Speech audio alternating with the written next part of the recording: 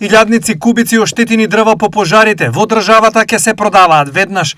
Прашањето е по која цена кој најмногу ќе профитира. Оштетените дрва, за разлика од минатото, ќе се продават по реалната цена. Што значи тоа?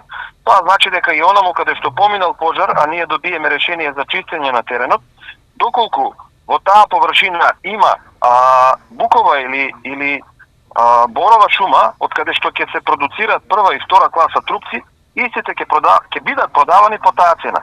Значи нема да дојде до намалување на цената на сортиментите доколку тие реално не се оштетени.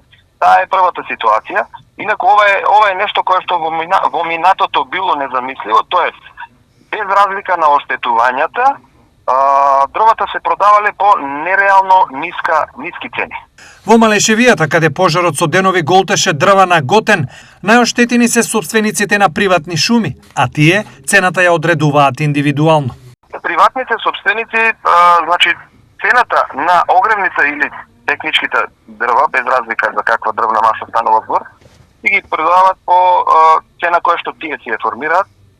И не навлегувам, не можам да навлезам во тој дел. Инаку да, во пожарот кој што го зафати Готен од страната на Берово во Малешевијата, за жал беа зафатени некаде околу 650 хектари приватна шума. Во моментов немам информација колкави се оштетувањата на таа шума и доглед на тоа што и тамо пожарот беше приземен. Една од причините за големите пожари со кои секоја година се соочува Македонија се и дрвата, чија цена по пожарите драстично паѓа.